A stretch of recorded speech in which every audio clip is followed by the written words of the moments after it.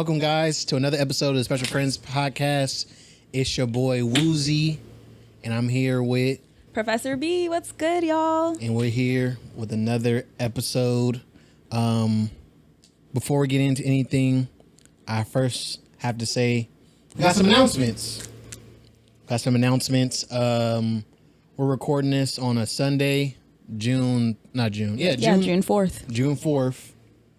4 p.m. And we have a special show coming up. We have a Juneteenth episode planned. If you guys don't know, Juneteenth is a holiday of the emancipation of enslaved people in the U.S. So we're gonna do a special episode for Juneteenth in honor of that day, and we're gonna be sitting down with Chris Lodgeson. He's a leader and organizer of CJEC, the Coalition for a Just and Equitable California. He's been basically educating people in California on reparations. So we're gonna be talking with him and talking to him about the state of reparations in California and what's coming next, because the final review is June 29th, right? Mm-hmm. So that episode will go live on the 20th, the day after Juneteenth. So right now I want to give you guys a time that if you guys have any questions about reparations or anything that's going on, reach out to us either here in the comments on YouTube, or if you guys on social media. My social media is at Wuzi_Loc Jr. WUZI_LOCJR, and Allie's is at Hey Professor B, at HEYPROFESSORB.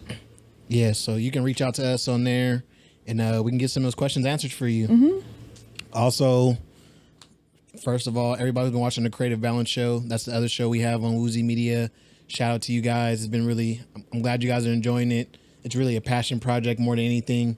But I do want to announce that instead of posting those every week now, I'll be doing those every other week. So Special Friends and Creative Balance will be alternating weeks. So Special Friends will come out one week on a Tuesday, and then Creative Balance will come out the next week on a Thursday.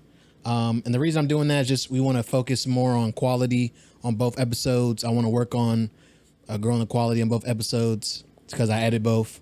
So having that spread out of time allows me to learn some more techniques and apply them to the episode. So just want to get those out the way. But yeah, let's get into the show. Okay, let's do it. How you feeling? Excited. I'm excited. How was your weeks? My week was, well, not an exciting week, but I'm excited to be here. But yeah, I don't know. It's kind of like a tough week. There's a lot going on, a lot of unexpected changes that I really had to, just kind of work to accept. And sometimes things are out of your control and you might be a little disappointed, but you just keep it pushing and hope that things work out for the better, as they almost always do.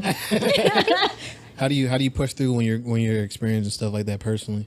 I know I'm the type of person who likes to pick up a bunch of new activities.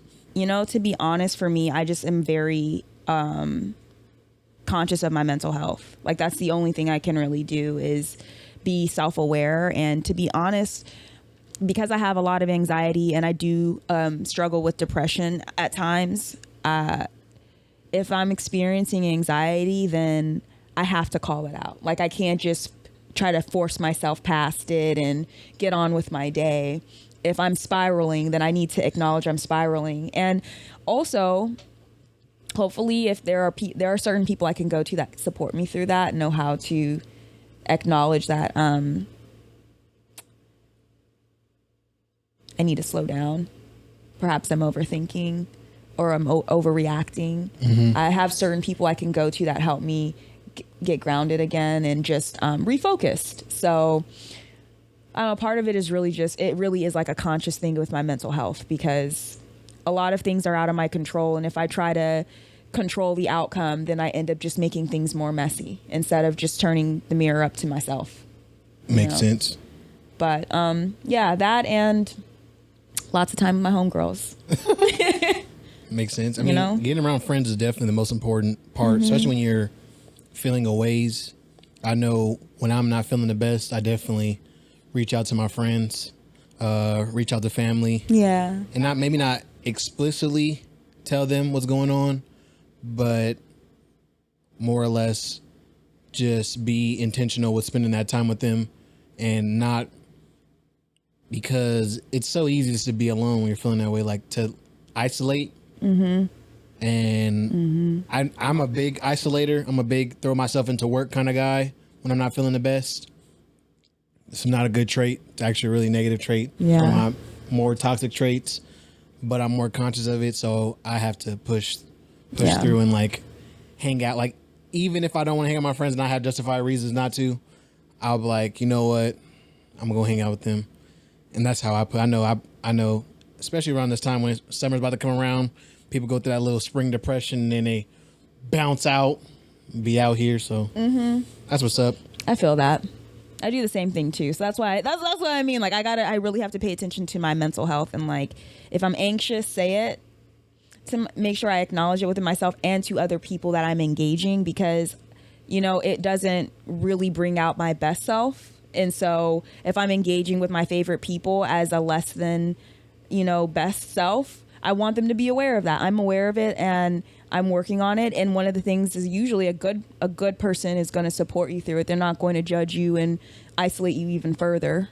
You know what I mean? But, yeah, so I was struggling with that too, because I have a lot going on with work. You know, I just picked up another job. So there's a lot, mentally going on with me and personally too. So, but we staying grounded. We staying grounded and inspired. I'm glad you're pushing through. I'm glad you got a good support system around you. Yes, grateful. Be grateful. But we got some topics today. Better upbeat topics. Yeah. More or less. You know, a mix. I don't like to judge topics. I just let them be. They're just topics. I don't know. But yeah, we want to start off today. Wow. What a phone call. I'm just kidding. It's like being in class and your phone goes off. Like, who do you think you are? Who are you? Mom. That's my mom calling me. Yeah. Now Mom about to tap into the podcast. I know. I should take up on Mom. What you want? No, just kidding. She does watch though. She does watch though. Well, now she knows she was in here. Yeah. But we got some hot takes that we want to talk about today. And I'll let Allie start off with the first one because it's her favorite. My favorite Red Pill podcasts. I have what's the word I'm looking for? Guilty pleasure to an extent of watching blue pill podcasters respond to red pill podcasters. Okay. I have a hot take. I feel like we need red pill podcasts to expand the conversations that we have. That's my hot take. We've been talking about it for a couple of weeks, really. Okay. We have. Tell me more. I just feel like, and we're gonna get into this a little bit later, but I just feel like maybe not red pill podcasts. I'm using them as a proxy right now. You can replace red pill podcasts with any other extreme, but I do feel like having something like a red pill podcast it sparks enough outrage to get to the real conversation about a lot of stuff that I feel like we don't have. Okay, so you think it's a necessary extreme? Yeah, I do. I mean, like I said, I think they could do it. I wish they were a little bit better about going about it, but nonetheless, that's what they are. But I wanted to ask you, like, do you feel like there's a space for red pill podcasts? I mean, they exist, right? So, and they get audience. They have an audience. So they got an audience. Yeah. Well, let's start with the definition, okay? Because obviously the origin of red pill comes from the Matrix, but we have a new framework that it's been using, and it's where there's a secular male supremacist ideology. It's the male supremacist ideology in particular, or men's rights activists who are particularly leading the way with red pill movements. And men already have so much say in the structure of society and the way that things work. And so to now have a whole movement around, you know, maintaining that supremacy over women, I think we don't really need that space because it already exists and it's very well embedded in society.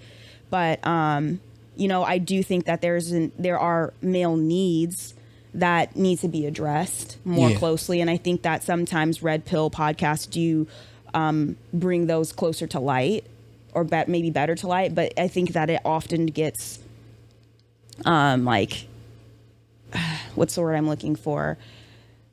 Convoluted, you know, with all the other rhetoric that's harmful to women as opposed to helpful to men being better understood. Well, and I will say this because I'm not especially, so I'll say this. When you said about the male supremacist ideology, or we said male supremacist what? Male supremacist ideology. Yeah, ideology. I can't put that on all red pill podcasts because, example, people confuse Andrew Tate with being red pill, and he's actually stated that he's not red pill. These days, yeah. Yeah, like before. In the past. Yeah, he's never claimed red pill because like. I don't think you have to claim red pill though to put that rhetoric forward because he has put forward rhetoric that does, you know, undermine the value of women. Yeah, you know, because the definition of red pill, especially when you talk about the Matrix, is about accepting it's basically accepting the truth of a situation. So okay, that's where like the red pill comes from, is like accepting like a truth we refuse to accept. So I get like especially like how they're positioned now, the male supremacist style ideology. But I can't put that, granted, especially because I haven't watched a lot of them. But when I do think about like the Fresh and Fits and stuff like that, I don't know if their goal is to put forth that. I think they just show the more ignorant parts of male society, and that's at least the way I see it. Like, to me, I always see red pills as like the more ignorant part, the more like this is what it is, this is it. And whether it's true or not, I usually don't relate relate too much to the Fresh and Fit podcast, but I do understand where they're coming from based on like other people that I do know. And I am saying this not to suggest that, like, I do think we have our roles. I think we have, you know, and there are very gendered roles in society, some that people care to walk in and others don't care to walk in. But, you know, in terms of like waking up to a different truth, like, you know, being able to see a new reality, if you will, I think that is important. But yeah, I think that red pill has been co-opted by men's rights activists, unfortunately. So it's I don't think people see it anymore as a red pill podcast. Like, I think even Van Lathan did a red pill podcast. Well, he has a show. Right? I think a show called something like that. I thought it was just an episode. He did one episode? I didn't see. It was with Tay Diggs. I thought it was just one episode, Red Pill podcast with Tay Diggs. But maybe it was. I thought it was an actual show. I thought it was too, but I looked at. I don't know. I'll have to do a deeper dive. Okay. But all that said, did you watch it? I didn't get to watch it. Oh. I didn't get to watch it. We gotta circle back. But I want to circle back and kind of find out, like, you know, how are other people? Are people trying to make this a real term, or are people trying to retire the term? Yeah. Because it's been co-opted by perhaps rhetoric that's not, to your point, inclusive of all that it's intended to be and do. Yeah, because like I said, it's I know a lot of times when we think of, I mean, granted, most people probably don't. Some people might not even. This might be their first time realizing what it's called. But usually, red pill podcasts, when they're popularized, are usually about bashing women. But at least the ones that people say have been like, they say they are red pill. Before it like became like extreme, it was just more about realizing, like, whether you're a boy or a girl, that your standards are too fucking high, point blank, period. And like that's what you're talking about, like accepting the truth. Like, that's like me thinking I deserve to date a 10, and it's like, well, why do you deserve to date a 10? Do you got a lot of money? No. Do you got a big you know what? No. Are you 6'3" or taller? No. How much do you weigh? 250. So it's like, how can you be in this? How like you say, you don't have any qualities to deserve this, but you feel like for some reason you deserve this. And it goes both ways. We got men and women who do both sides. The sad part was women get bashed a little bit harder on it when they bring it up. A little bit harder. Yeah. Yeah. I mean, I guess there's some good stuff out there on men too. But yeah, I mean, I don't think we need red pill podcasts for that though. I think people just need to be better at being self-aware. Do you think people are good at being self-aware nowadays? No, that's why we have these podcasts. We live in Delulu. Like we live in pure Delulu 100. season. So, and like, listen, fake it till you make it. Listen. But at the same time, you ain't made it. Like, I can't walk around here talking about I need a girl who got a 6-pack and stuff like that with my little dad bod. Like, if my girl don't got a 6-pack, then ain't no we could talk about. Bro, you drink beer. You have a beer gut. Stuff like that. But yeah, or like, you want to date somebody that's making X amount of money, or you want to, a woman that's independent, or I don't know if you saw, most people believe that the average income, like some people that are just out of touch, that the average income in America is $100,000. Do you know, fun fact, if you're making $100,000, you're like literally like, I think you're in like in the top 20 or something like that, top 10% or something crazy. Like if you're making 6 figures, you're making more than most people. That not only in America, but in the world. This makes me think of a job I have where I was on the path for that, and rug got ripped under my. But anyway, on this point, that's interesting. Yeah, like most people don't like 6 figures is a lot of money. It is, but with inflation, it's only going to be a lot for so much longer. I mean, do you think it'll always be a lot? I mean, obviously with inflation, it'll just adjust, but still, like, because if I can exist making 42, that's more than 2 times what I make. That's pretty fucking good. Okay. That's what I'm saying. Like, even like it'll take a while. That's still a lot. I guess. Especially when you're talking about, we're thinking about our California brains. There's 49 other states. I could believe it in other states. In California, I don't know. I guess it's like, especially as I've like filed my taxes every year, I'm seeing how my income changes and increases every year.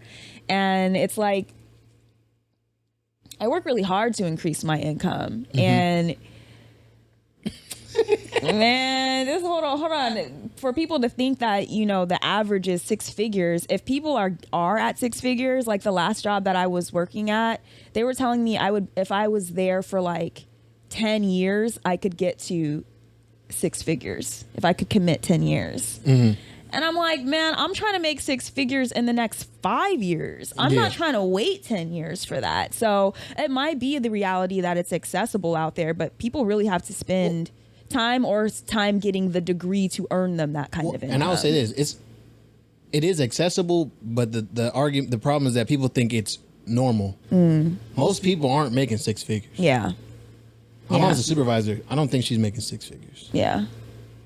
Like, so. What do you think? What are some 6-figure jobs? Let's see. Usually it's like supervisors, business owners. Like, if you have like I can imagine like when it comes to businesses, it's a little bit hard because you can make any business 6 figures, just depending on how you position it, how wide you are, how deep you're going, like your prices and stuff like that. You could be a barber and make 6 figures, but as far as careers, I usually imagine like that's like high level managers. So that's like a person who runs a whole location. We've got product manager on Indeed's list. Yeah. So it's like you're basically in charge of everybody. According to Indeed, here are a couple of other careers included. A lot of them are tech or finance. So either director of finance, software developer, physician assistant, nurse practitioner, petroleum engineer, interestingly, data scientist, veterinarians. They had to do a lot of school to be a vet. Hell yeah. And then pharmacists, podiatrists, chief executive officers, like you said, CEOs, pediatricians, corporate attorneys, architects, mostly cardiologists, oncologists, mostly geriatric physician, mostly like health profession careers. Yeah, people who have to either do a lot of schooling or work their way up. Oh my God, a dermatologist makes $200K. A neurologist, average salary, $223K. Still a doctor. Golly. And you know what the average for a teacher is? I'm looking at these incomes and I'm 50,000? actually shook right now. Is it 50? Average for a teacher is 42. The average for a teacher is, yeah, definitely like, let's look before I misinform the masses. You talking about professor or you talking about a teacher? I'm talking about professor and teacher. Okay. I know, like, if you work for a school district, a little bit different if you work for college, right? Yeah. I mean, and it also depends on, like, when you're in a college, if you're a full-timer or a part-timer, right? Like a part-timer like myself, we might be making $60K if we're full-time across enough campuses. But at one school, you're not going to make more than, just as an adjunct, maybe $12K in the year. Yeah. Maybe 20, depending on how far along you are, maybe 30. But like, you have to be teaching at multiple campuses to really start for that to be, lucrative as an educator. But yeah, okay, so technically teachers, the highest pay rate might be $100K per year. I'm guessing that's at some private schools, but on average, it's looking like 75. That's not bad. I mean, that's still. It's not bad, but when you're thinking about what that looks like, a freaking dermatologist, I just think that's crazy because it's such an important career, but both are equally important. Yeah. And so why is it that we've got teachers that make, well under 100K, but are pretty much, I think the person who's paying them is also different too. That's fair. From a teacher, you're getting paid by the school, and usually when you're a dermatologist or a physician, most of the time you make your own practice if you want to get the real money. Okay. So you get to dictate how you're gonna make that money. That's what I said. I usually, when I see 6-figure careers, unless you're like a CEO or something like that, you have to go off on your own, because for somebody to be giving you that much money, they gotta be expecting a return. Well, so I know, like, pharmacists and stuff like that, they usually make close. I don't think they make 6 figs, but I know they get pretty close. They're up here on the 6 figs, but they're on the lower so there's end. Like 3 kind of categories on this Indeed list. There's like 1K. I'm not 1K. Oh my God, I've been calling it 100K the whole time. 100K, yeah. So you got 100K as one tier, 200K for another tier, and then over 300K for the last tier. Oh, wow. And so in the 300K, there's only really 2: owner-operated driver, which I'm guessing is a truck driver. Yeah, she's CDL. Mm-hmm. So that's driving from here to Kentucky. Okay, and then an optometrist, which I could see. Eye doctor? Mm-hmm. Shout out to my I haven't seen him in a minute. Yeah. I'm going to go see my eye doctor. They have the highest income. So, yeah, I think that's a good point. But it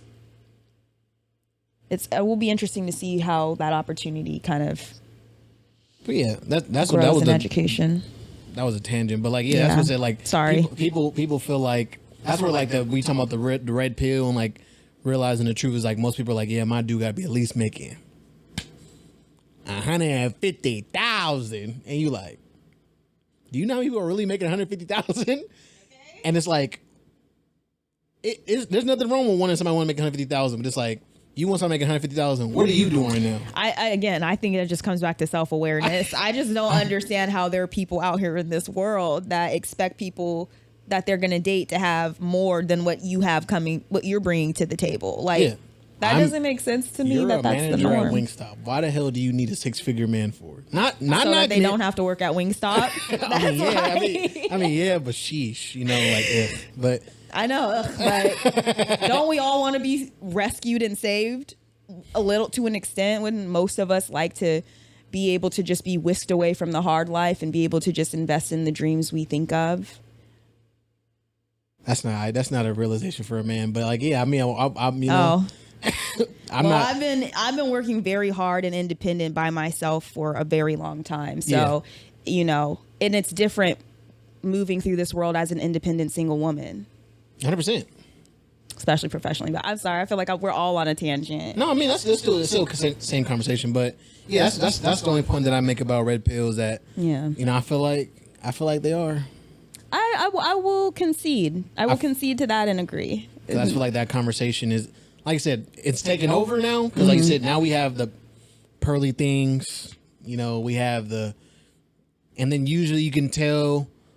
My thing is like, where it started, there was never like some like subconscious bias behind it.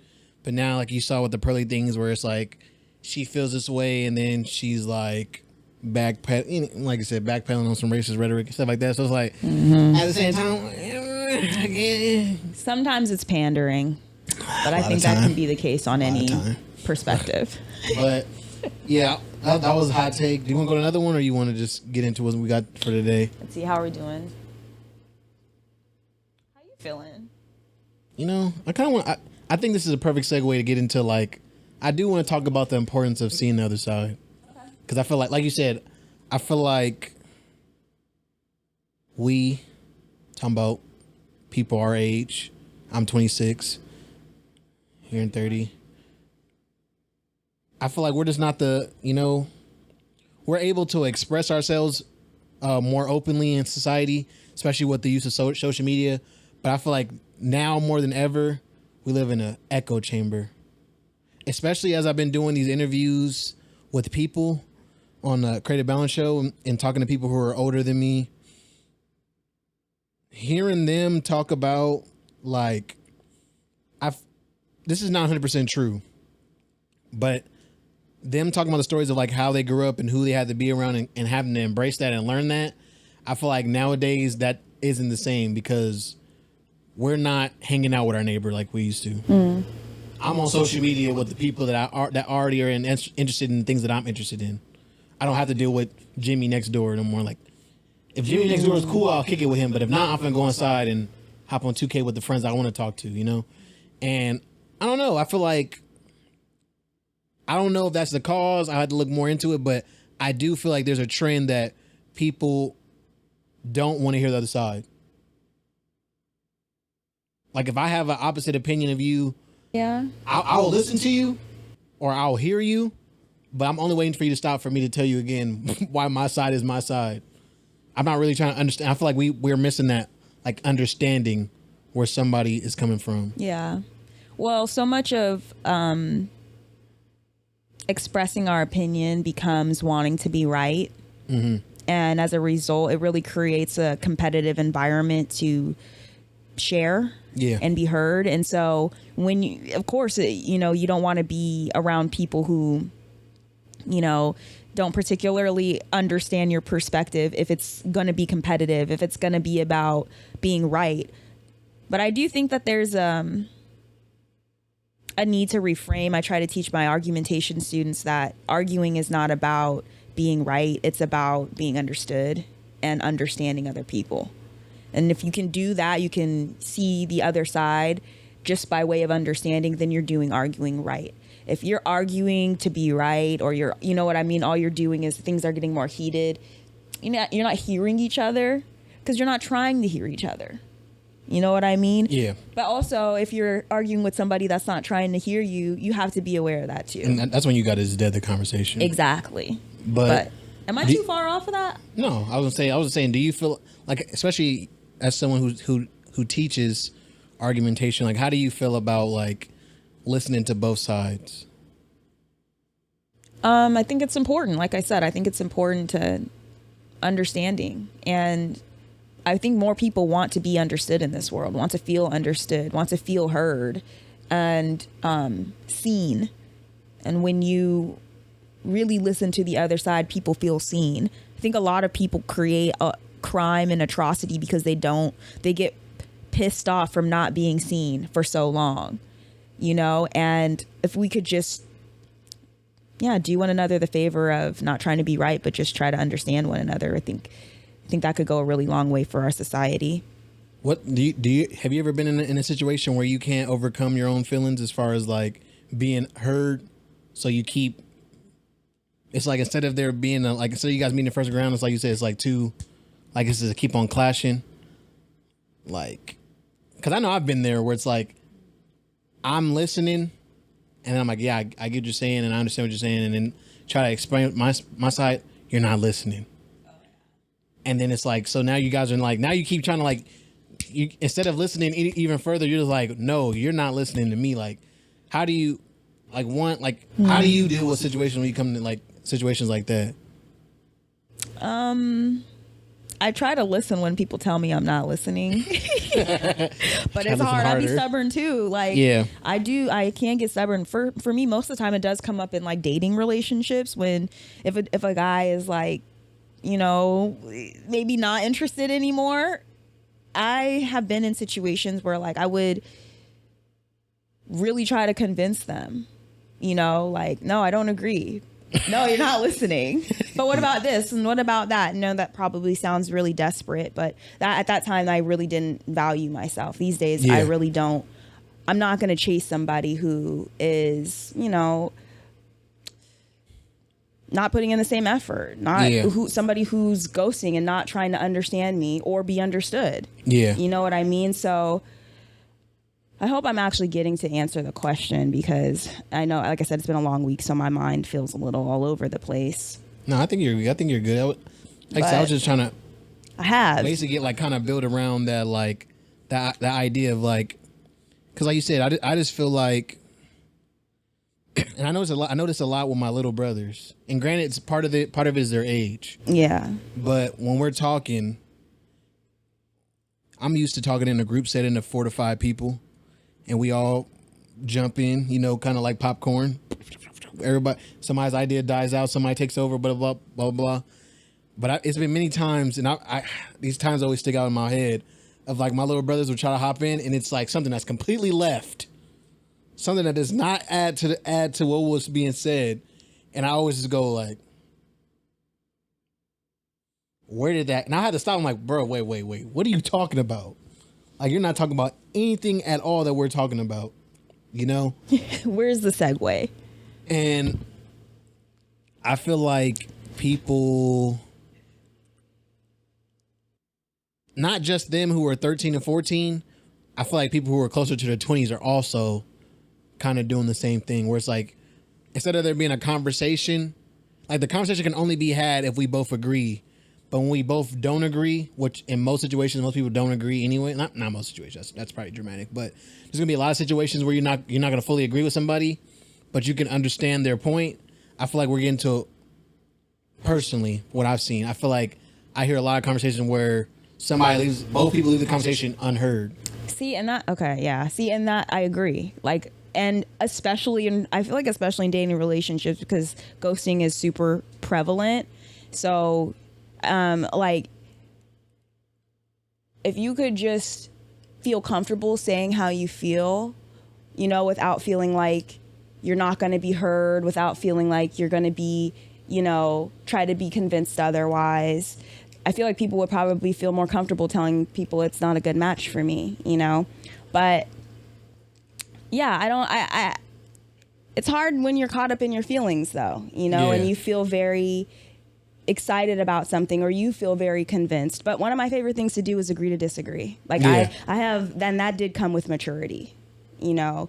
So as well as the behavior that I described earlier, that came out of a space of immaturity and a lack of understanding myself. So it's hard for you to try to understand other people if you really don't understand yourself too. You know what I mean? I think another thing as far as like maturity is that you got to get to a point where you have to understand somebody doesn't mean you agree. Mm-hmm, exactly. There's a lot of people that understand why they believe what they believe.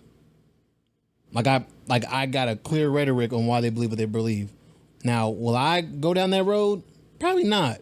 But I understand. Yeah, I understand you, and I'm not going to make your point feel minimized because I don't agree with this. Is more, I feel what you're saying. Like what you're saying making sense, a lot of sense, and it works for you. But that's just not how I personally live my life. And like, it's never something extreme. Like no one can, like I don't have no friends that are like racist. I'm like, I understand why you're racist, bro. Like it's not that deep, but it'd be more like minute differences of opinions, like how we go about, like I said, something, for example, how we might go about relationships. I'm more of a courter. My friends are more casual daters. It's not, no, I feel like the world we live in now, casual dating is normal. I can't really be mad at somebody who casual dates. I'm like, oh, you're wrong for that, but it's just not something I do. I feel like I don't have the mental capacity to juggle 3 or 4 people at the same time. Listen, who does? I don't have the capacity for that. I like to talk to one person at a time, period. You know what I mean? But I'm sorry. Go ahead. I was going to switch to a different path, a different example, but I don't want to cut you off. Go ahead. But yeah, I also think of like how I love tarot. And when I first started doing tarot, I also was very Christian growing up. I still believe in Christianity. Like a lot of people think that me engaging in this has now shifted my like character and my values to something that's so far away from being a Christian. If anything, I'm more of a spiritualist and more like in touch with God than I was when I was going to church every Sunday. But I found that like I'm so passionate about this. I was spending so much time trying to convince people it's not what you think. It's not what you think. And I started to just get to the point where it's like, well, if you believe that, that's on you. We can agree to disagree. You know, I can respect your beliefs, but all I ask is that you respect mine. You know, but to your point, sometimes understanding also doesn't equate to respect. Sometimes just I understand and I accept you. And for us, we have to like let that be an okay end to a conversation, as opposed to it needing to feel like, you know, I agree with you. I'm validating you. Yeah. People just need to be affirmed, I think, and that can simply be done by just understanding and accepting one another. Yeah, exactly. But I think that's a perfect segue too to talk about the Tyler James situation. I don't know. Did you read that? Did you read those pictures I sent you? I didn't. Here, I'll put them right here. While here, I'll show it right here. Oh, yeah. So while you read it, I'll kind of explain it. But you know, obviously Tyler James Williams, we know him from Everybody Hates Chris, but he's also one of the main people on Abbott Elementary. And for whatever reason, you know, this always happens. But the rumors go around about a person's sexuality. It's more common now than ever. Always questioning, like, oh, look at how he's dressed and look at how he's moving. This now, whatever. So there's a bunch of rumors going around, playing the guessing game, trying to figure out if he's straight or not and whatnot. And he addressed it. I think he addressed it in a really, really, really great way. Like I think a constructive way, because I don't know what his demographic is, if it's young or older. It's millennials. Yeah. That's what I think. It has to be, because Everybody Hates Chris That was us. Yeah. So maybe some Gen Xers. Yeah, but he basically gave a statement. I'm not going to read the statement here because it's kind of long. I'll just probably put that put that in the comment section in the description below.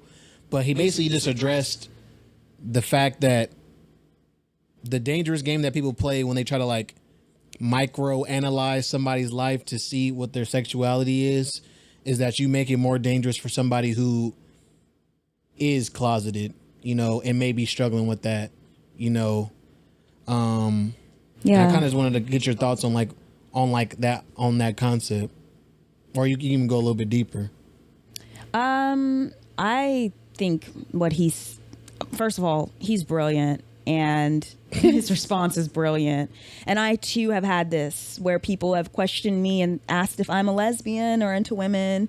And I've been through my own, like, journey of exploring my sexuality. I feel like I've maybe mentioned this in a previous episode. But I'm super straight myself. But because, again, like, I'm very independent. I'm very, you know, goal-oriented.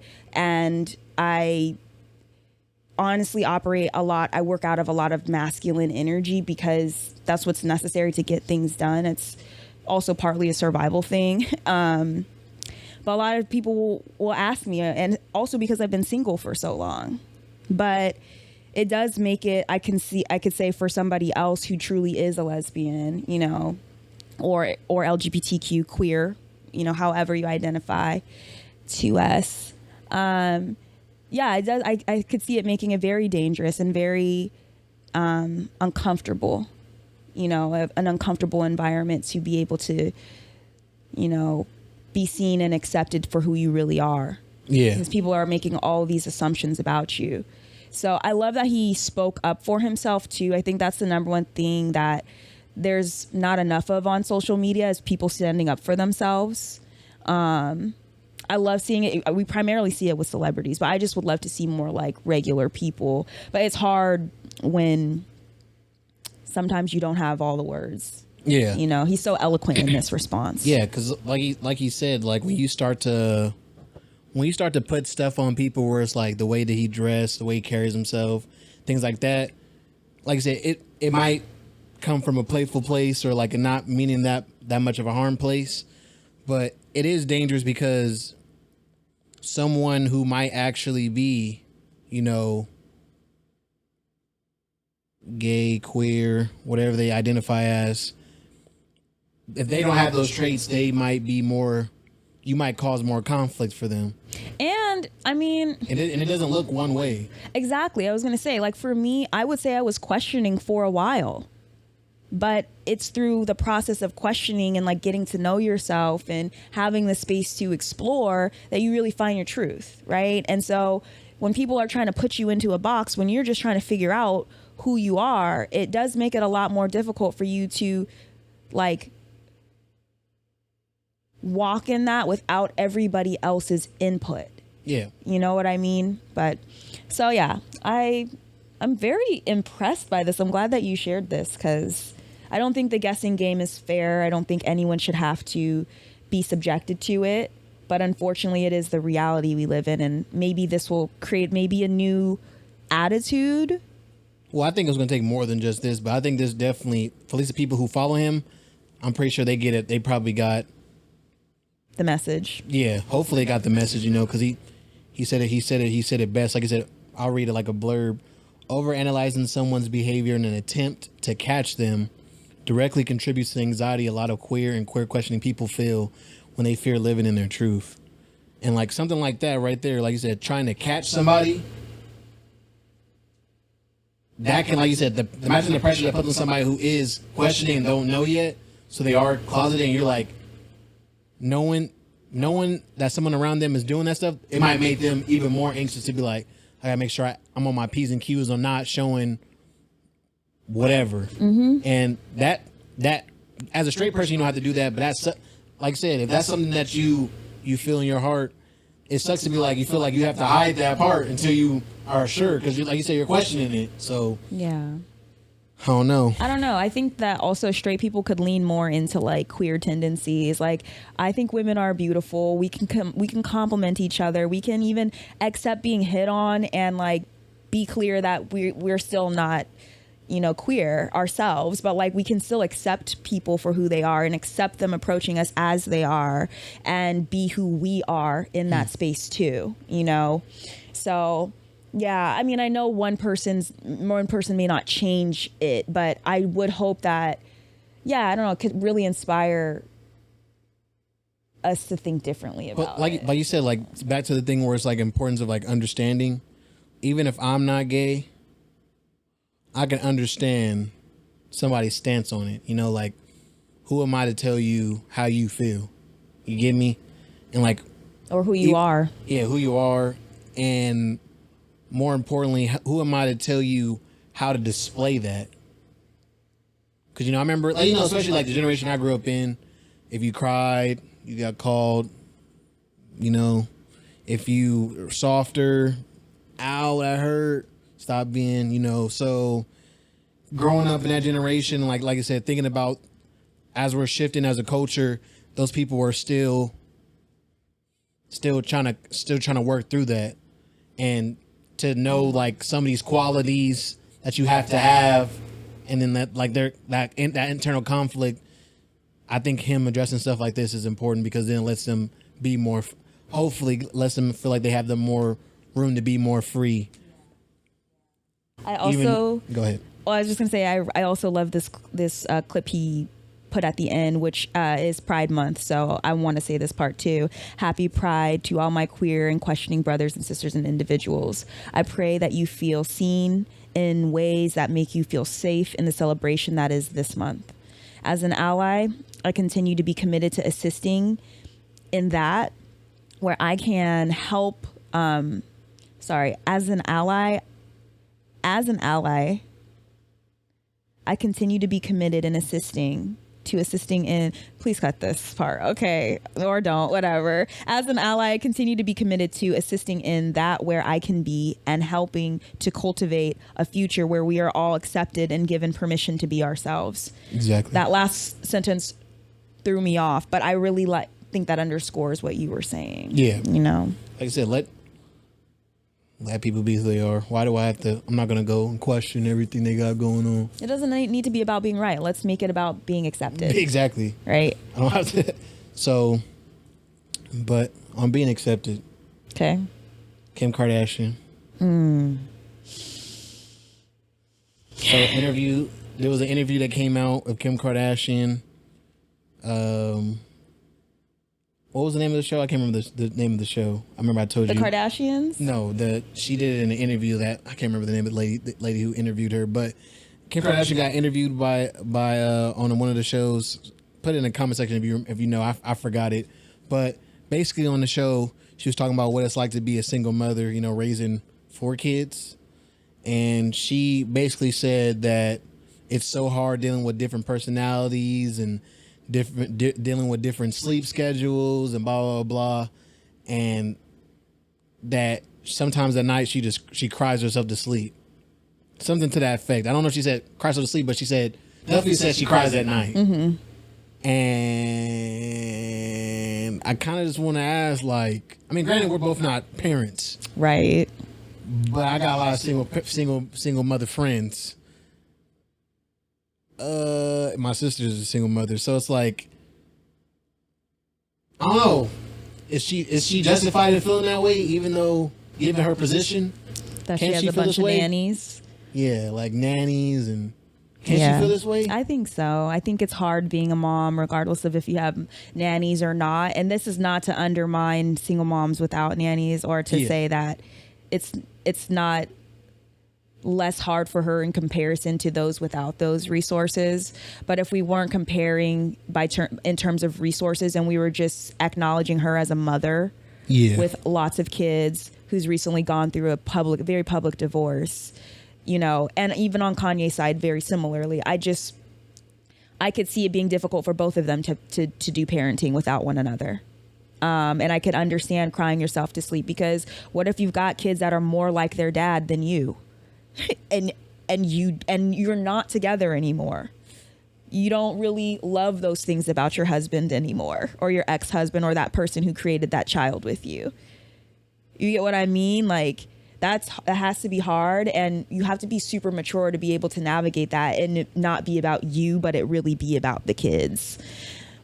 You know, so I empathize, I should say. I think she deserves empathy, but she does have all the resources to kind of help with that. So, you know, I empathize in terms of like woman to woman, but Black woman to celebrity, like average everyday Black woman to celebrity, it's tough to hold a glass up for those tears. I don't know. What are you thinking? I can offer her a tissue. You know I'm ignorant. Y'all know I'm ignorant at this point. She chose this life. I can't. It's hard for me to feel bad about somebody who chose this life. You think she? Well, yes. She did ask for the divorce. She asked for the divorce, and then went out. Granted, Kanye is a tough person to deal with, but has also went out of her way to make sure that he's not involved. You know what? Now that you say that, the fact that she made herself a single mother and is complaining about it, okay, I see your point. And I'm not saying that because, like, granted, even though I personally don't believe in divorcing for indifferences. Well, I can understand if that's something what you believe and you divorce, that's understandable. But you have to take what comes with that. And Yeah. I will say this. No amount of money will make it, no amount of money is going to make you make like, especially when she's talking about internal, like different personalities. Yeah, she could have the money to like have somebody cook for her kids and take them to school and stuff like that. But there's still no money that's going to allow her to like not interact with her kids on a period. You know, like if your daughter comes to you and is feeling a ways about something on top of your other 3 kids, I don't know about going to sleep and crying, but like I can definitely see that still being difficult because even with all the other stuff taken care of, that can still be difficult to deal with a challenging personality or a kid who might got a lot of questions that you might not have the answers for. Especially when you think about a white woman with 4 black kids. Exactly. So Yeah. again, Well, for her to go on a thing talking about I cry myself to sleep at night, when I think about the single mothers who have multiple kids and go to work and then come home and still cook and clean and love on their children and feed into their kids, for her only job as far as parenting to be just that part of like uplifting her children and feeding into her children and attending to her children, for her to feel like that's challenging to the point of tears when people go through more. It's not Struggle Olympics, but it's kind of tough for me to be like, oh, come on. it's not Struggle Olympics, but Yeah. you're making it a little bit of the I mean, it's not, but comparison. It's hard not to. Yeah, I understand. It is. It's hard not to, and I'll be honest, like I haven't always been the biggest fan of Kim K because as a young girl, I felt like she was putting out false narratives. Like I snuck and read my mom's Cosmopolitan magazine at like age 16. Put out some BS. Yeah, she put out some BS. She was maybe she was I feel like I told you this. She might have been joking, but for me, I took what she was saying seriously. And What'd she say? Okay, yeah, sorry. The question was, what's one thing we never know about you? And she said, I've never taken a BM. Taking a what? A bowel movement. I've never had a poo. That's what she said. Wait, she really said that? In a magazine. I wonder if she's telling the truth. So I've told this to other guys have been like, oh, she's probably just joking. But for me at that time, it was like 2008 maybe. It didn't seem like a joke. It wasn't one of those things where it's like, ha ha, girls don't take BMs. At that time, it was very much like girls should keep that shit to themselves. Or sorry, that stuff to themselves. Yeah. You know what I mean? It felt like very much on brand with trying to go with this image of, sex symbol that's flawless. And now I feel like she's walking into this, more humanized version of herself. And maybe it's because she's actually realizing herself and what she's chosen for her life. Yeah. But I empathize. I should say I sympathize for her. But at the same time, like you, I feel like she's got all the money and the resources and tools to see her way through. I mean, she became a lawyer after all, right? So she's, I don't know. And I think it's weird because like I think about, it's hard. Chloe got kids, or a kid, right? She has 2. She has 2. And then Courtney Ben had kids. And I've never heard them, granted, not saying it's not true, but I've never heard them feel the need to go out publicly and let people know the struggle of parenthood. So for her to go out and do this, granted, she's also the stand man for everybody, but it's like you said, I feel like it's an attempt to humanize Not Kylie? her. Huh? Not Kylie? There's all of them have their own kind of... Kim is definitely still the lead? She's definitely the leading act for sure. No question. I guess. It's not a question. Not even a question. Kim Kardashian? If you tell people name the Kardashian, the first one they're gonna name is always gonna be Kim. Maybe. I think a good amount of them would name Kylie these days too. Jenner? Well, oh, you're right. Different last name. The Kim K clan, the Jenner Kardashian clan. I feel like people definitely know Kylie more, but even then, as far as like a personality, I don't know nothing about Kylie. I know way more about Kim Kardashian than I do Kylie. And it might be the generational shift. Oh, are you not a Travis Scott fan? Am I not a Travis Scott fan? Yeah. I mean, I like his music. I don't feel like I don't most know what his who life is are about. fans of Travis Scott are somewhat in the know of Kylie's life, is what it seems like outside.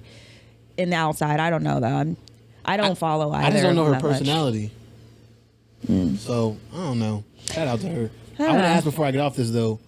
Do you feel like this comment is like a detachment? Like is this like showing like a detachment? Like when she had the last answer she said where she's like, people just need to get up and work. Do you feel like this is on par with that, or do you feel like this is more understandable? It's definitely a bit tone deaf. I think that she wants to be heard and understood, like we were just talking about. You know, I think she wants to be accepted as for who she is and what she's coming into, you know, with who she is right now, being divorced. And I'm not going to say she was in Kanye's shadow at all, because I think they were right there in the light together.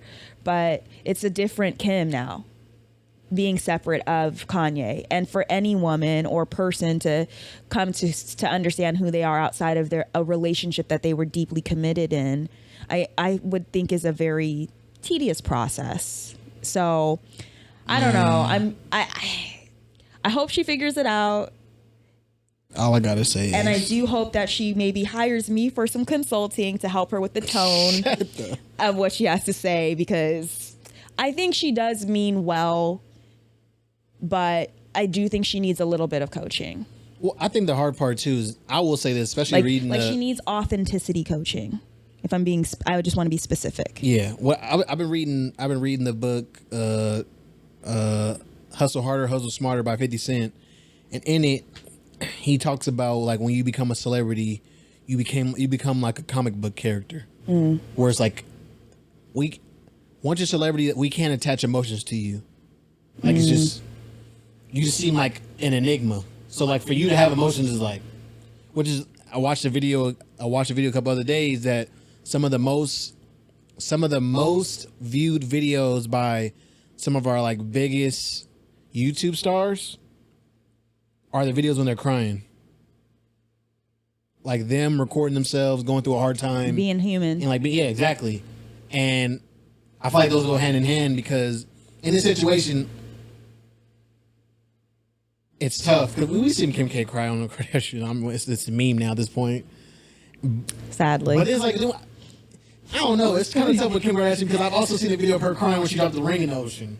Listen, I can't believe I'm over here defending her too, because I will say, like I said, I have had a hard time. Yeah. Since I read that article as a young girl, like trusting her and respecting her. But I will say, yeah, it's that is true about celebrities. It's hard to see them as emotional beings. But I don't know, as I become more self-aware of my, I don't know, as I become more mature, I feel like I start to see celebrities as just humans, you know, trying to do the best in their life. And they unfortunately are under the biggest, you know, microscope that everyone can see.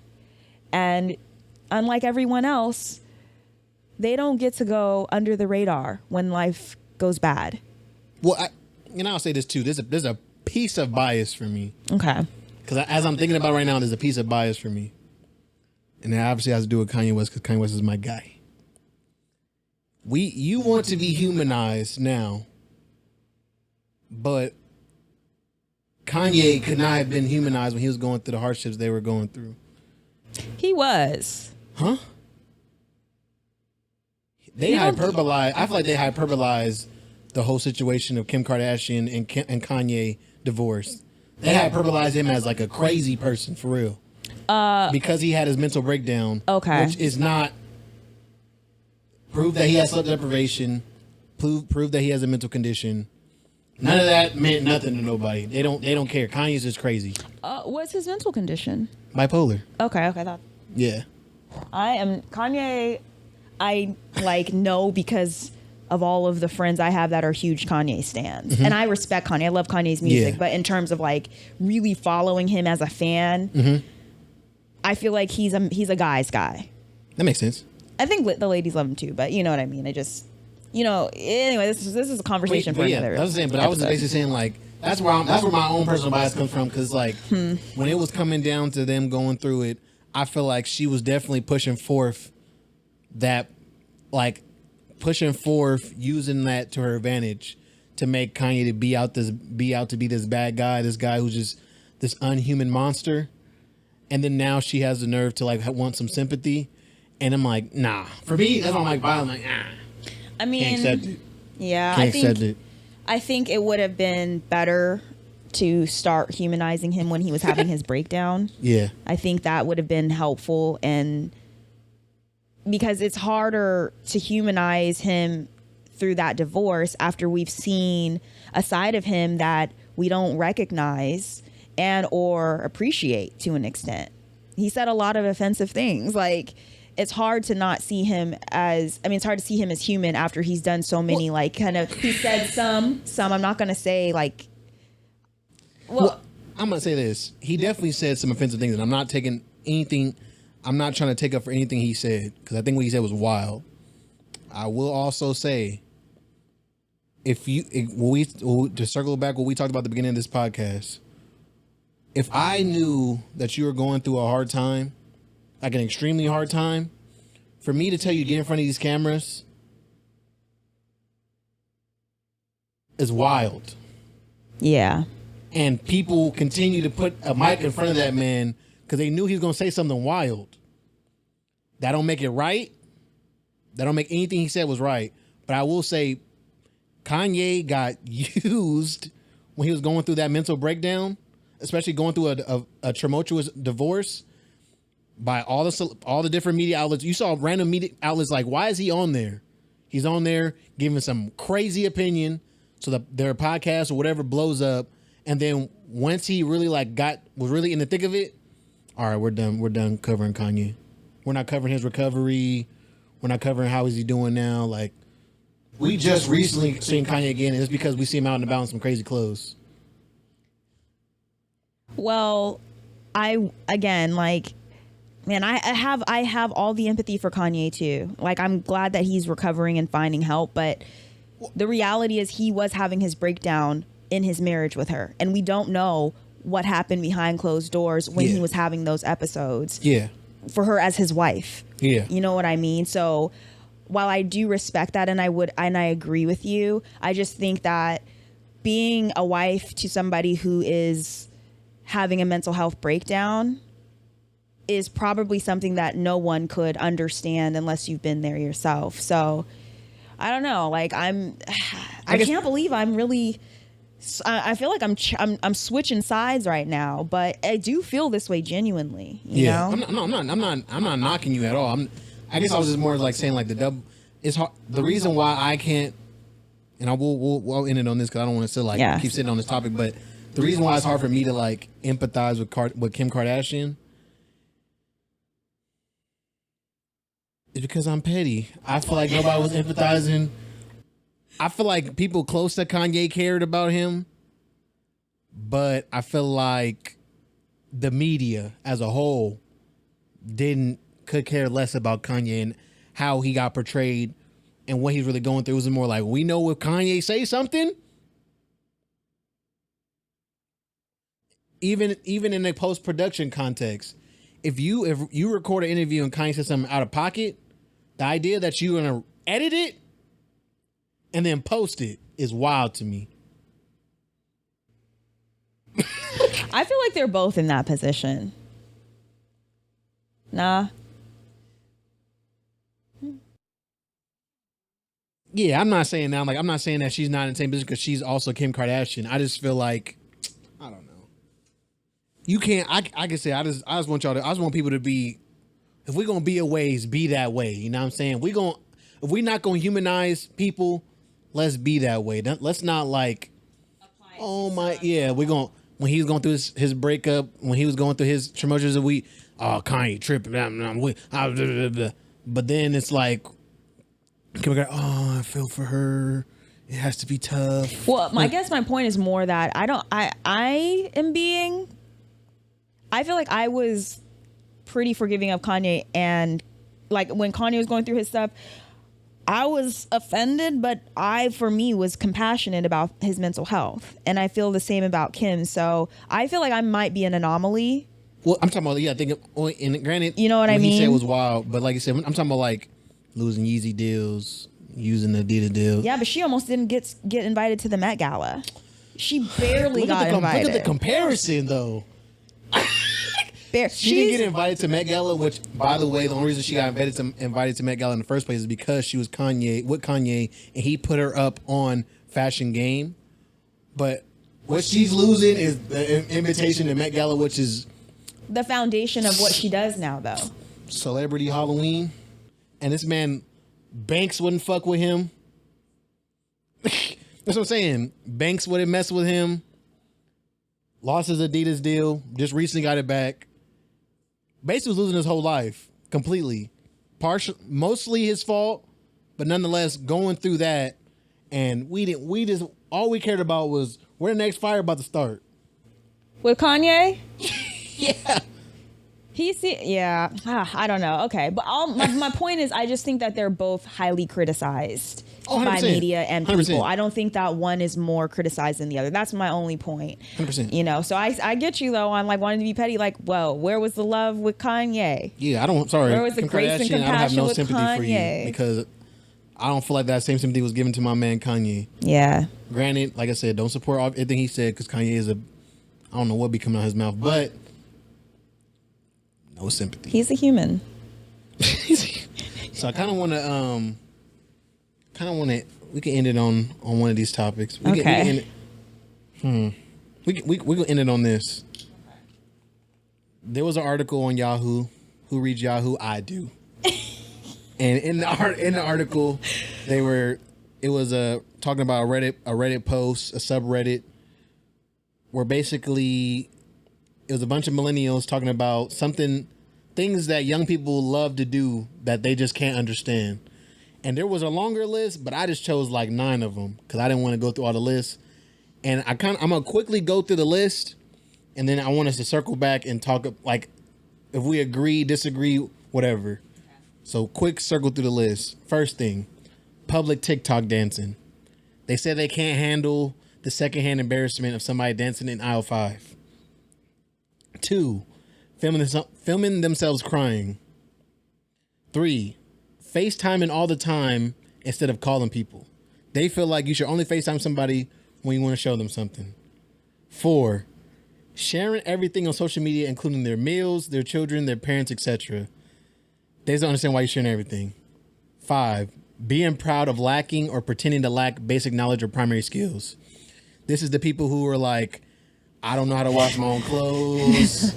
I don't know how to use a ruler. I've never been grocery shopping, etc. 6, the amount of online content that so many people create. This was just more of them hating. They realize how much work it is, and they don't understand how they have all that time to make it. 7, talking loudly on their phone on speaker. I gotta pause here. This is an old nigga trait, first of all. My grandma does do that. That's what I said. I was like, this is an old nigga trait first. So we gotta put some respect. And I know young people do it, and they walk around, and partially because it's on FaceTime, it's already on speaker. Mm-hmm.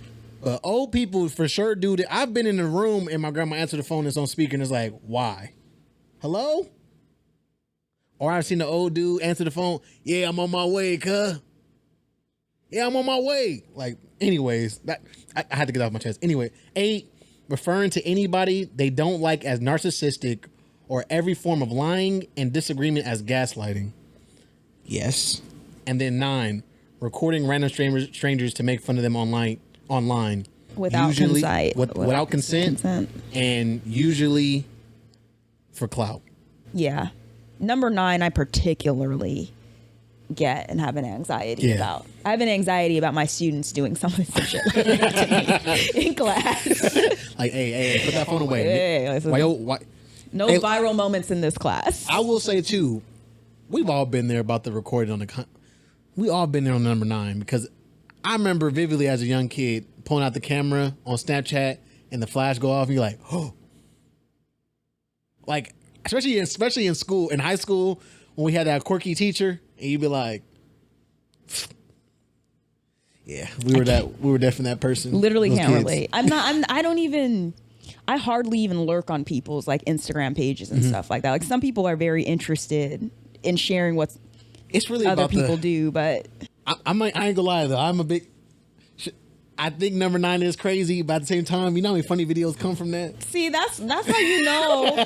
you that's why you know how you're on the cusp. I do teeter. I definitely do teeter. That's a teetering thing. Like I said, when you see somebody doing something wild, like the video, like all the crate challenge. There's a video of the old. I don't know if he's homeless, but he's missing teeth. And there's a video of them recording him, and he fell down. And when I came down, like something like that, where it's like people's genuine reaction, I'd be like, oh my God. Or like recording people when they're drunk, my favorite. Not without consent. Nobody wants to be an unexpected viral video after an embarrassing moment. You know, imagine when you die and you realize, like imagine when you die, not to be morbid, but like asking God, how many times have people recorded me in my life? And getting to see those, I hope that would be so lit. Because I think about that a lot. Like, what was like, damn, I didn't even know that. I didn't know. I never think about the things that I'm doing. So I wonder how many times people recorded me doing something, and people was probably just like, oh, this nigga on. But yeah, I wanted to go through this list real quick. Like, how do you feel about this list of 9? Because I think they're pretty. I'm definitely in the middle, because part of the stuff that I've done and other parts, I'm like, yeah, no, I feel the same way. Like TikTok dancing. Yeah. I love TikTok dancing, but I love that this is like things millennials can't understand, because I've tried TikTok dancing for my Instagram. But like, have you done it in? We talking about public places. Yeah, my classroom. But like, my students weren't there. See, we're talking about like, I'm way too anxious to do something like that. I don't know. We're talking about like, you're at the store with your friend. She's buying something at the grocery store, or she's buying something at the liquor store, and you set up your camera and you go, you do whatever your TikTok dance, like stuff like that. Or you're outside the liquor store, I set up your camera real quick and do the dance in the parking lot. In the parking lot's cool, but I mean, I don't know. Like, I just don't understand it. Like, I love it, but I don't understand it. Yeah. Like, I want to join in, but I don't get it. I want to join in. I don't know the dance, and I don't. For me, listen, vlogging is still wild to me. Why? I bought a smaller camera, thought it was gonna be easier. Still feel self-conscious about having. It's something about. It feels so vain to be walking around recording myself, and it's like, who are you? Oh, I have 30 subscribers on YouTube. You should follow me. Oh my God, that's how I feel. You know, because I'm working on my first vlog video right now, behind the scenes teaching, and I felt exactly that way, like recording, because I was recording my week of grading, everything I did, lots of eating out. What was the thing? Scratching my nose. Jesus, why you call me out?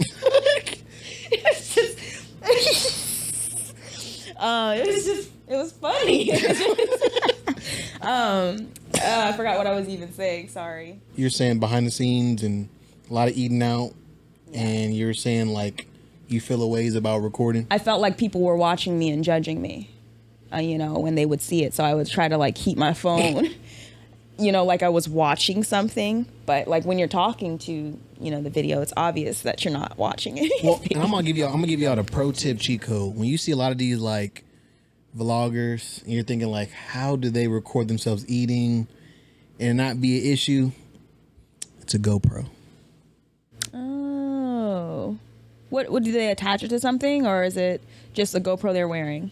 GoPro on the table, just tiny and inconspicuous. More of a wide view, so you can sit. It's not like your phone sitting on the counter.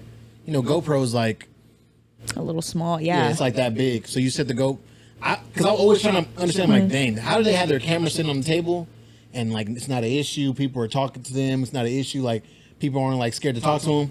Kind of find out it's a freaking GoPro. Okay, because it's so small. I'm like, that makes so much more sense. That makes so much more sense, and they're expensive. But I'm going to try to get my hands on one this summer and see how that changes the game. Offer up. Good idea. Okay. Probably gonna use them, but yeah, public TikTok dancing. Filming, I can't understand that one. What about filming themselves crying? Listen, I used to do that. Me and my ex-girlfriend got in an argument about this because I feel like when you record yourself crying, it's not genuine. Tell me more. I just feel like it becomes a secondhand experience at that point, like a second. Like if I'm crying, usually I'm crying, I'm overwhelmed. Now, if I'm recording myself and I'm giving a monologue or something like that, and then I start crying, makes sense. But when I see people where it's like, I vividly remember a video of a guy, somebody died, rest in peace. He recorded himself smoking, crying.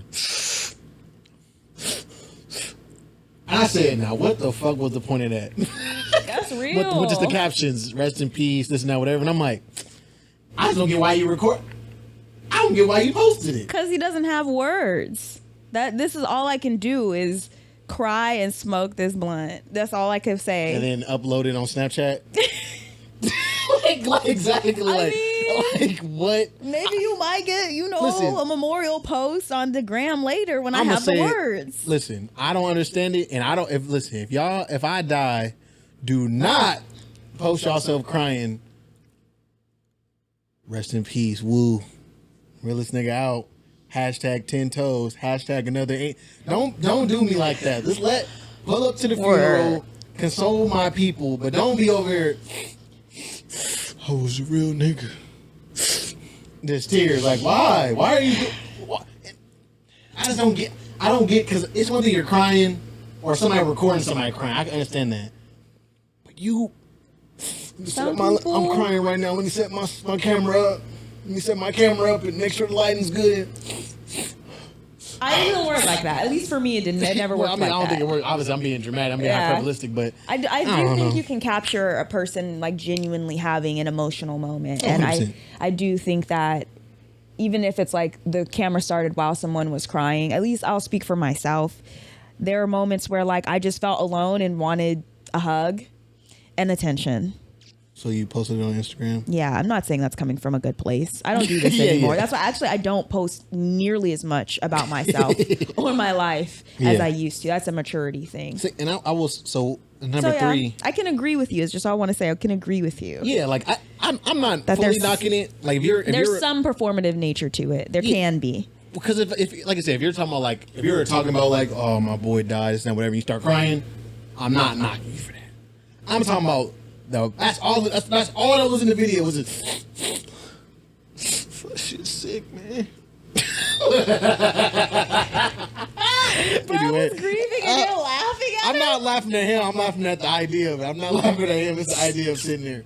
And that's how he did in the video. He was just tears in his eyes, smoking. Anyways, but number 3. You are ruthless. FaceTiming people. I'm also emotional, but I'm still healing. Remember, guys, but. FaceTiming people instead of calling them. This is probably my biggest pet peeve. Okay. As someone who's a new Apple user, that's why people don't know how to call nobody no more, man. Why? Like on the phone? Like, yeah, like an actual phone call. Like, everything's a FaceTime. Hey, bro, I'm on my way. It's a FaceTime. Like, bro, I just told you I'm on my way. Trying to see where you at. Couldn't call me. And sometimes, I don't know. I'm not a FaceTimer. I'm going to be real. I'm not really a FaceTimer either, but I was just about to FaceTime you just to see. But I prefer phone calls and text. Not even text. I just prefer a good phone call. It's a good talk on the phone, good hour. I'm going to say this. Catching up. I feel like FaceTiming takes up too much energy. Yeah, man, you got to be together. I mean, there are some people you can obviously be on FaceTime with and like not. But you got to, the thing is, you have to set your phone up now. You got to set your phone up, and then you got to be in a comfortable position. Yeah. That's flattering. Yeah. You know what I mean? Or else, you're holding it up and you're getting all these weird angles, and then all you're doing is like looking and criticizing yourself instead of being present in the conversation. Well, and not to mention, like, when you FaceTime somebody, you're taking them out of this. You're taking them out of the scenario, and that's what always boggles my mind. Like if I'm washing dishes, I think about my mom when we were younger. On the phone, talking to my aunt, cleaning the house. No issue. Now with Aaron FaceTiming, I can't vacuum. Oh my gosh, yeah. I can't like wipe down my sink, or if I do, let me prop you up real quick. I can't hear you. Like, it's just like, listen, man, just call me. I got a headset specifically for calling people. Like me and my cousin, we be on the phone for hours. How are you on the phone for hours? Because he calls me. So I have my earphone in, I got both hands, phone in my pocket, I'm moving. The FaceTime, like you said, you gotta have the phone up. I can't see you wipe your screen. It's like, man, it's just so much work. And the young generation love to FaceTime. They do. I remember, I was talking to this dude. He liked FaceTiming me, but I didn't get it. I was just like, bro, let me know if you're going to FaceTime me. Otherwise, I'm going to hit block because I need to be ready. I want to be ready. I also grew up in it. That's what I said. Granted, it's weird because I used to date older girls, but I grew up in a generation. You ain't going to FaceTime me without the appointment. That's what I'm saying. You got to let me know before the FaceTime hit. Like, I might be out with my girls. I might be having my me time right now. Like, and looking very raw and like myself. Raw. Like, I'm not trying to be caught in the raw sometimes. Like, sometimes I just, especially depending on like how, especially for just a hey, early in it is. Yeah. For just a hey. For just a hey, yeah. Hey, what's up? I just want to see what you was doing. You can earn seeing me in this state, okay? Why don't you just pull up? At that point, why don't you just pull up? You know? But what about sharing everything on social media? This one I'm 50-50 on. Why?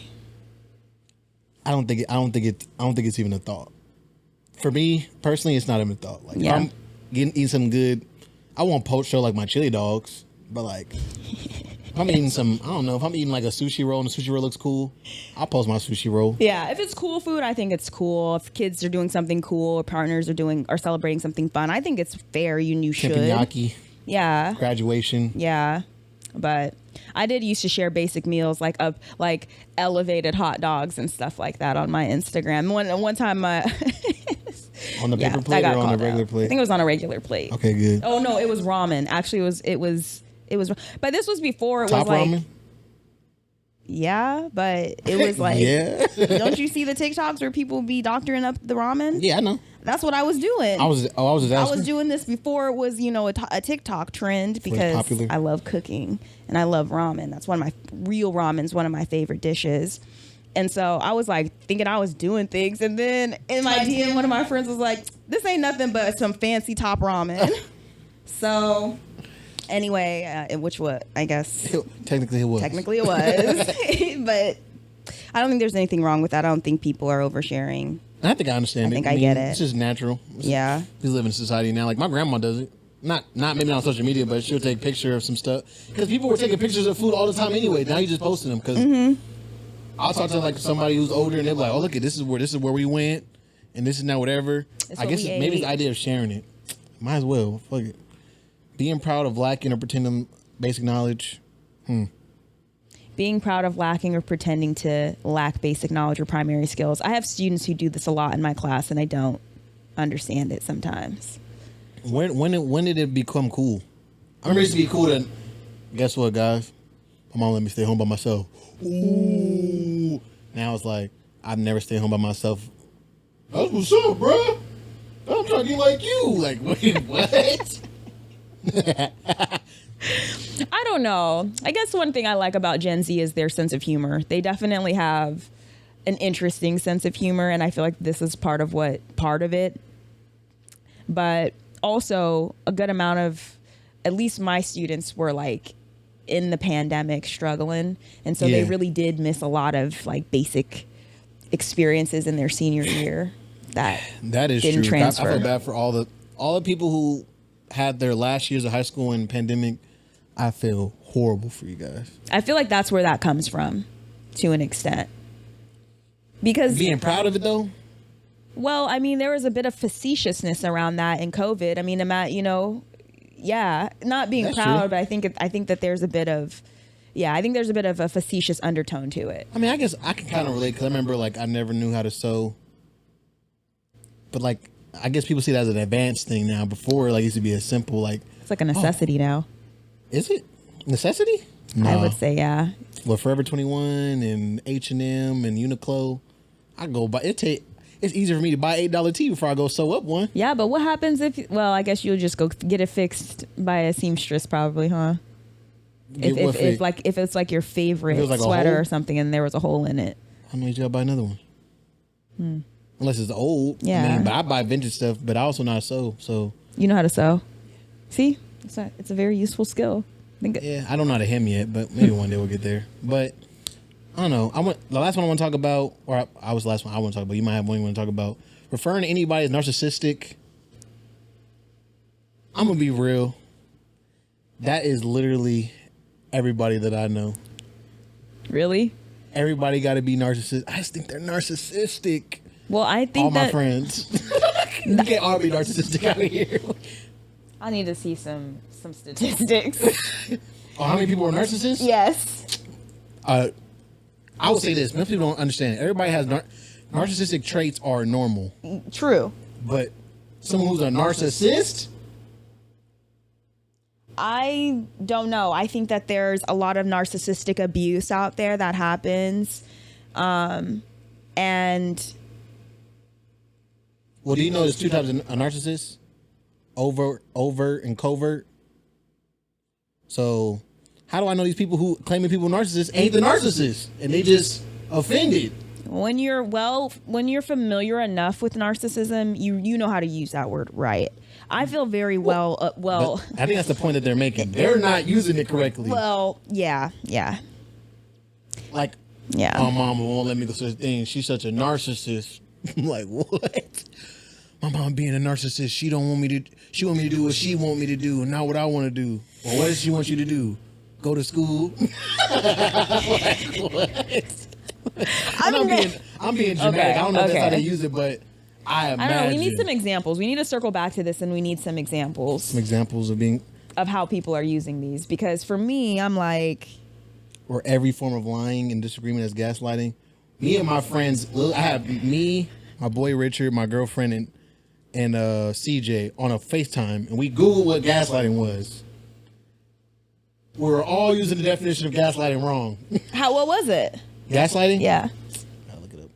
But it basically was like, I want to use the word belittling. I can't remember. I'm just going to look it up right now. Let me look it up. Give me a second. Gaslighting is a form of psychological manipulation in which the abuser attempts to sow self-doubt and confusion in their victim's mind. Listen, I don't know. Maybe I have experienced narcissistic abuse myself, and so it is very hard for me to like make light of that particular thing. So I don't know, but I do know people use it wrong all the time. And my students do it too sometimes. We were using gaslighting wrong the whole time. And y'all were using gaslighting wrong the whole time. I've done it before too. Because like you said, when you talk about attempts to because telling white lies is a sign of gaslighting in a relationship. Like if somebody keeps telling little lies, but somebody lying is not mean they're gaslighting you. They're just fucking lying. No, yeah. No. Gaslighting has a very clear, like, underlying intent behind the lying. Typically, gaslighters are seeking to gain power and control over the other person by distorting reality and forcing them to question their own judgment and intuition. For me, I've experienced this the most in dating. I've definitely been gaslit. Once I learned this, I said, oh my God. Am I a victim of gaslighting? I thought I've been joking around about it. I'm like, Do you think you've gaslit others? I think I probably have. when I was a kid, Yeah, like a lot younger. Yeah, when I'm younger, heck yeah, I was trying to gaslight people. I really do my best to be honest and straightforward with people about how I feel. And even in that, sometimes people don't feel like that's enough or clear enough. Probably not. But, you know, to avoid gaslighting, just tell the truth, right? I don't know if that's true. That doesn't work. Yes, I don't think that's true. But I feel like it's probably gaslighting somebody who tells the truth. yeah. Bending the truth. No. I think just being honest. I'm saying somebody can bend the truth and like so they're not lying but still be gaslighting, right? There's truth benders out there. That's still a version of lying. Truth bending? Is it a lie? Yeah. It's just a rebranded version of it. What makes it a lie? Because a lie is not a truth, right? Yeah. No matter the amount of the percentage. 1% untrue, a lie. Then all statistics are Lies? yeah. Because they're skewed.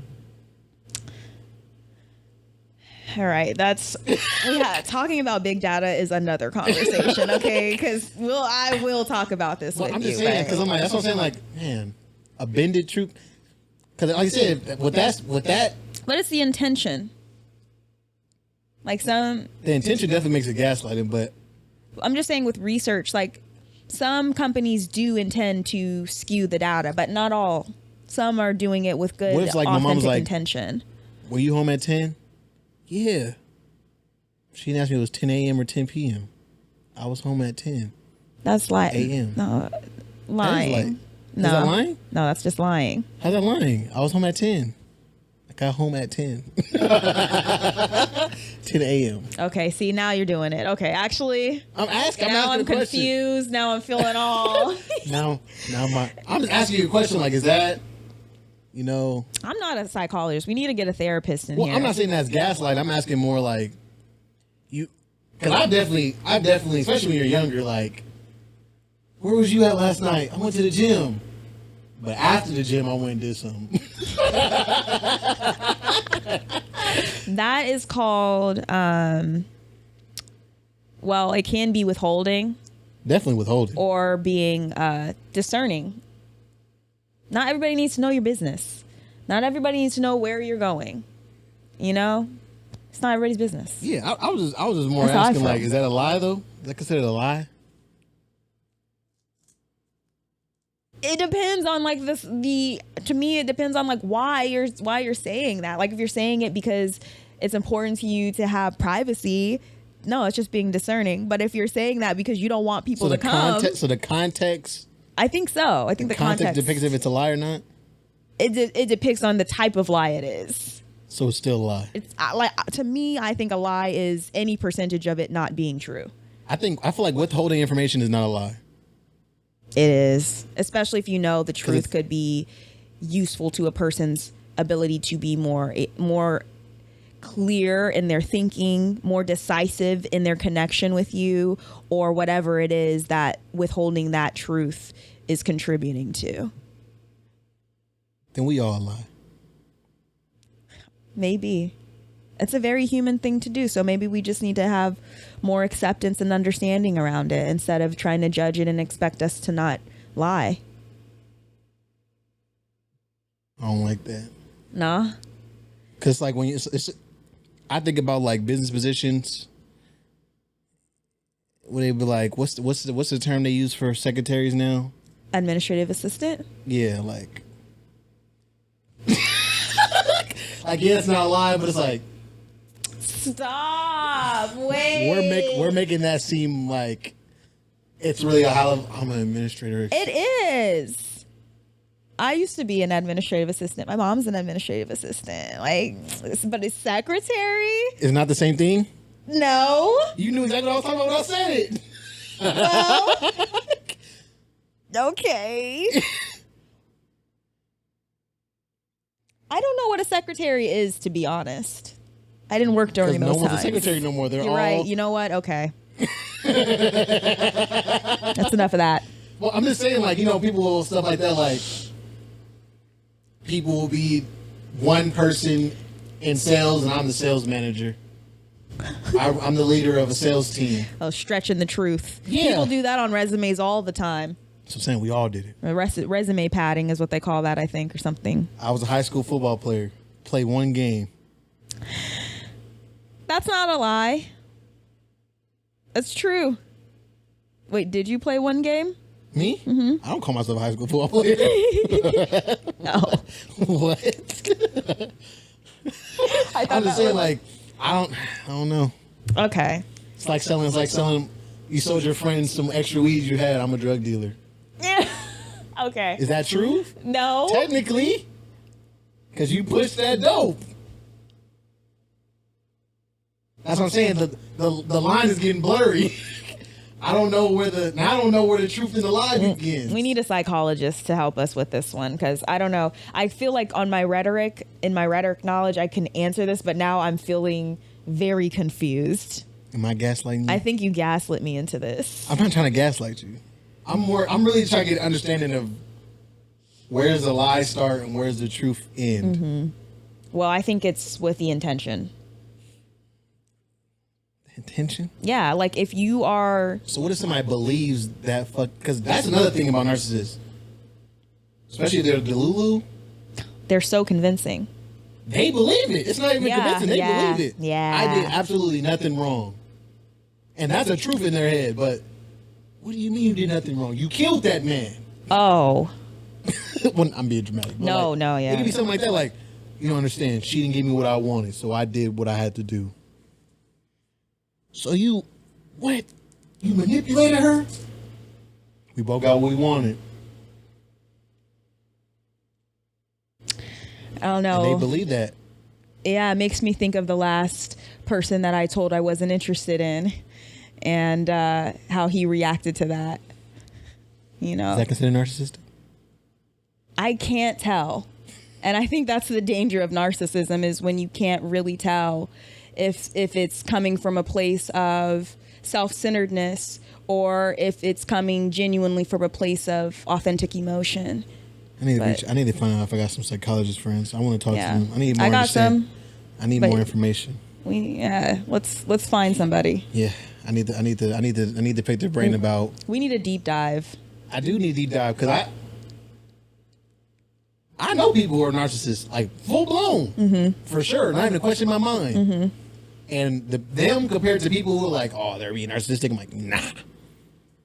Well, yeah, because narcissistic qualities versus or traits versus being a narcissist. Somebody who's a full blown, it's crazy. It's so completely different. And I feel like, I don't know, maybe narcissism is on a spectrum to an extent too. Like, no, it's like extreme or traits.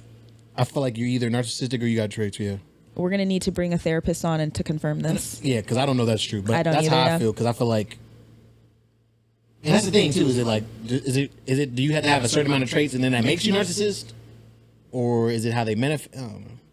To be continued. This is getting convoluted. Yeah. Anyway. Well, guys, appreciate you guys again for joining us on another episode of the Special Friends podcast. Is there anything else you want to say before we go? Follow my Instagram.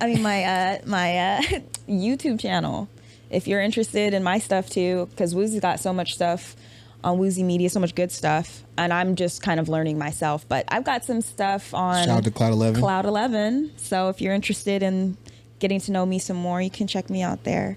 But that's it. I'm looking forward to our Juneteenth episode. So drop your thoughts on that too. It's a topic of passion for me, especially. And yeah, those are my final thoughts.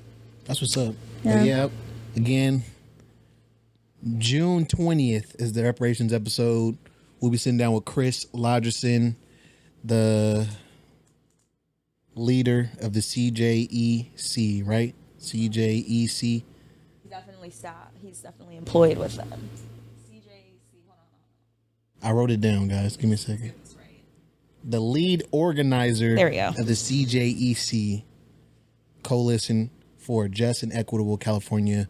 We'll be sitting down with him on before the 20th, but we'll be posting an episode. So if you guys have any questions, please send them to either me or Allie. Again, in the description, we'll have our links. Make sure you follow Allie on her YouTube channel, Cloud 11. She'll be posting a behind-the-scenes vlog soon as possible. As soon as possible. So this week. Again, appreciate you guys. We're out of here. We out of here.